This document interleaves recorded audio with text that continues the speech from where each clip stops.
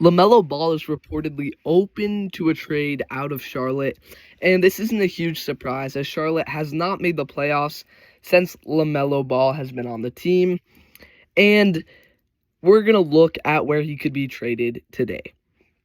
There's a few options here and a few different scenarios on where Charlotte could trade him and for what back, but the thing I would like Charlotte to do is to not take a step backwards. If they trade LaMelo for draft picks, talent-wise, they're taking a step backwards, and they cannot afford to do that because they've been in NBA poverty for years now, and it's time to make a playoff push. Brandon Miller has looked like an all-star caliber player. Colin Knuppel is very, very good. I didn't really like the Mark Williams trade, but, ultimately Charlotte has talent, and I just don't think LaMelo Ball is a number one on a playoff team. Like, maybe a play-in team, but at the end of the day, I think LaMelo Ball is solid, but he's pretty injury-prone, which is a problem. And I think he's a bit one-sided. He's an okay defender, but I think a lot of the hype around LaMelo Ball is what he did in high school and his dad and his brothers. But at the end of the day, we need to look at LaMelo Ball. Is he a number one on a playoff team? I don't think so. I think he's a firm number two, and I think he could make the play-in as a number one if he had enough talent around him, but I think he needs to be traded to a place where he can be a secondary scorer. There's a few options.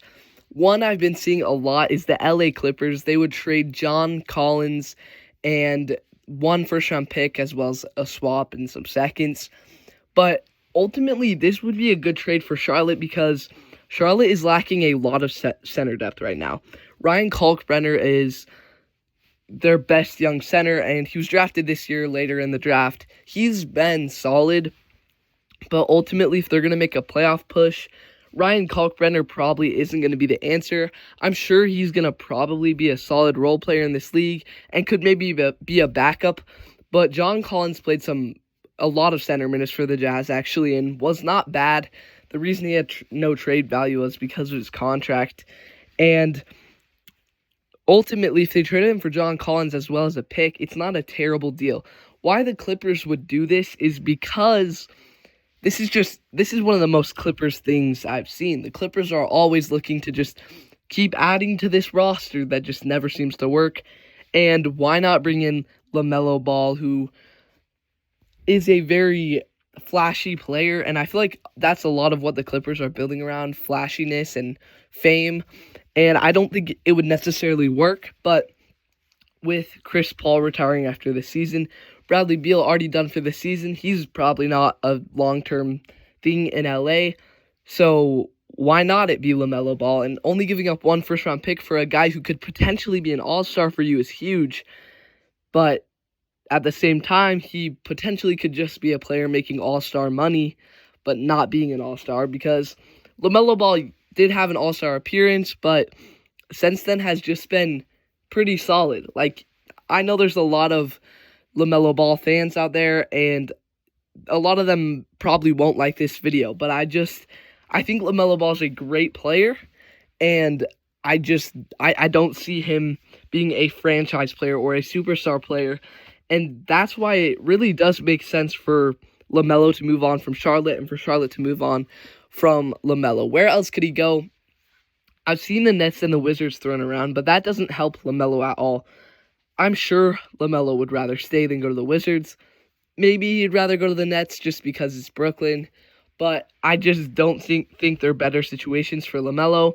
And the Hornets, like I said, will just be getting back assets, and assets does not translate to good basketball. We've seen the Jazz get tons of assets from their trades, and they've been mediocre so far. And yes, they do have a good young core. They have Ace Bailey, Walter Clayton Jr.'s look good. I really like Collier. Keontae's taken a leap this season.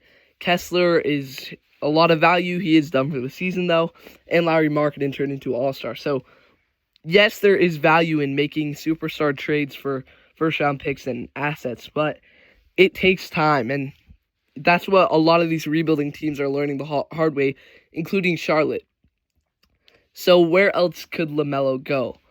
I made a video saying that John Morant should be traded to the Rockets, and I mean not the Rockets, the Raptors. And I think LaMelo would fit decently there. Again, I'm just not a huge LaMelo fan. I feel like he doesn't seem like the best locker room player, and that's a big assumption. And I'm not inside the Hornets locker room. I don't know to full extent the value LaMelo holds his team off the court, but I don't love the fit there. But I do think Toronto could be an option. I think he'll stay on the East Coast, though. Then you have the player for player trades, and these are trades to me where it's both teams are looking to get rid of their player because they're just not a great match anymore, like I feel like we're seeing with John Morant and the Grizzlies. But just like the Grizzlies, they may not want to tank. They may just want to trade him for another good player, and that's why I see the Miami Heat. What if LaMelo Ball was traded for Tyler Hero? And I do think the Hornets would actually have to give up a little bit more because Hero looked really good at the end of last season. Obviously, he's still hurt for a little bit longer this season. But what if the Miami Heat just decided, you know what? The Tyler Hero experiment is probably time to move on. And I feel like Tyler Hero is a bit more proven than LaMelo, but I think he's maybe reached his ceiling a little bit more. I think LaMelo has more potential. Maybe he could be a star player if given a different opportunity, a different set of teammates. But there's more upside with LaMelo, but there's also less proven. He's more injury prone. But then again, so is Tyler Hero. So that's an option. Another one I've seen, which this one's kind of crazy, but what if LaMelo Ball was traded for Josh Giddey? And Josh Giddey is almost averaging a triple-double this season. He's averaging 20 points per game. The Bulls won their first 5 games, which is pretty incredible. I do think that Josh Giddey is fitting well in Chicago, and I don't think he's getting talked about enough. At this rate, Josh Giddey should be an all-star. And in a bad Eastern Conference, the Bulls will probably make the playoffs. They've definitely fallen off a little bit since those first 5 games, but I do think Josh Giddey to the Hornets for LaMelo makes sense for both teams. For the Hornets' perspective, they'd also probably get a little bit more because Josh Giddey is maybe less proven, but Josh Giddey might be... I'm not going to say that he's going to be a better player than LaMelo Ball because that's kind of a wild take after the Thunder pretty much dumped him because he just didn't fit anymore. And I don't know what I'm trying to say with this one, but all I'm saying is that it could work for both teams. I think it definitely could work for Chicago, maybe not so much for Charlotte, but there's a few other options. I do think that potentially they could trade LaMelo for John Morant. Obviously, they're throwing in more first-round picks. They're throwing in other good players, but I don't see why Memphis would say no to multiple first-round picks and a player in LaMelo Ball who could be just as much of an impact as Ja.